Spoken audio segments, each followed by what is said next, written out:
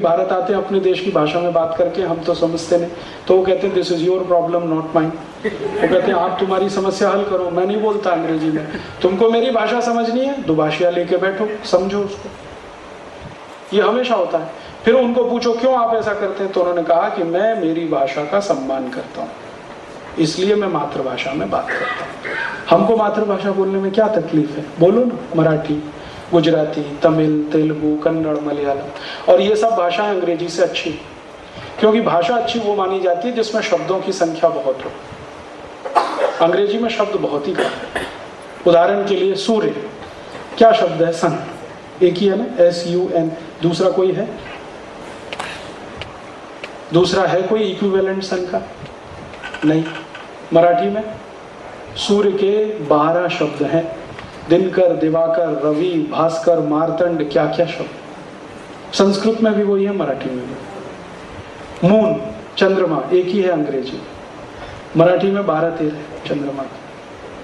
पानी, वाटर, एक ही है, और यहाँ सलिल, नीर, जल, पानी के 14-15 शब्द। तो शब्दों की संख्या मराठी में, हिंदी में, गुजराती में, अंग्रेजी से ज्यादा, इसलिए ये भाषाएं ऊंची हैं।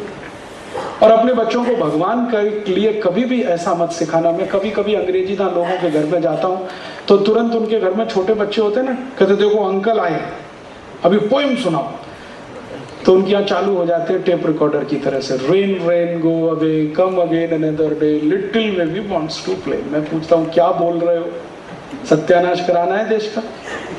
Rain rain go away come again another day, अगर सुन लिया भगवान ने तो क्या होगा? बारिश तुम चली जाओ, कभी भी मत आओ, क्योंकि मुझको खेलने का है। अगर बारिश नहीं हुई तो सूखा पड़ेगा, शेतकरी मरेगा, तुम भी मरोगे। बिना अक्कल के रेन रेन गो अवे सिखा। तो फिर पूछते क्या सिखाएं, तो सिखाओ ये रे पाऊसा, तुला दे तो पैसा, पैसा झाला पैसा।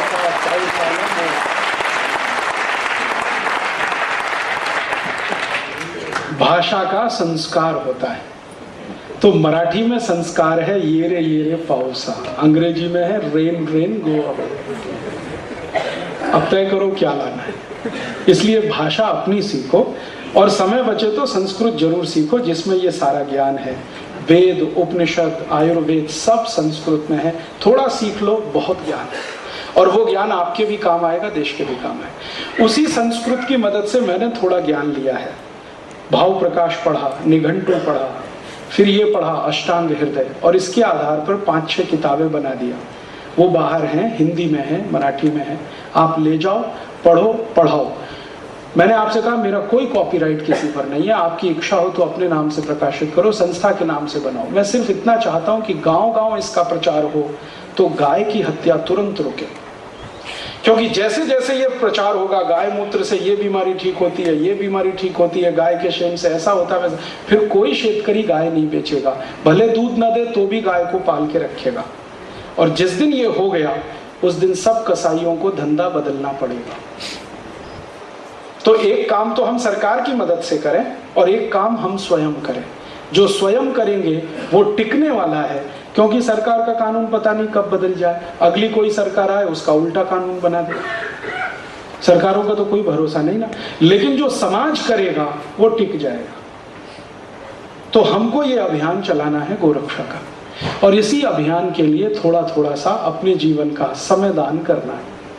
और वो समय दान करके आप मैं सब मिलके लगें तो जरूर अगले 4-5 साल में ये देश की तासीर बदल जाएगी, और एक भी गाय कत्ल होने नहीं जाएगी। फिर मैं कल्पना करता हूं कि अगर गाय की संख्या बढ़े तो क्या होगा। मैंने एक दिन हिसाब लगाया, अभी 17 करोड़ गाय है इस समय, 34 कोटि हो जाए। जब भारत आजाद हुआ था तो सामान्य रूप से भारत में एक मनुष्य पर एक गाय थी।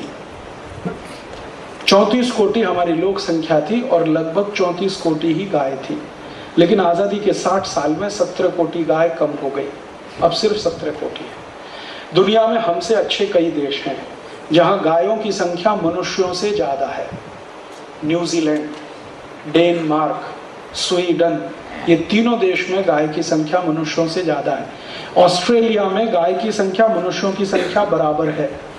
तो मैं उन सब पुढ़ारियों को कहना चाहता हूं कि जिन देशों में गाय की संख्या मनुष्यों से ज्यादा, वो कैसे जिंदा है? ऑस्ट्रेलिया कैसे जिंदा है, न्यूजीलैंड कैसे जिंदा है, डेनमार्क कैसे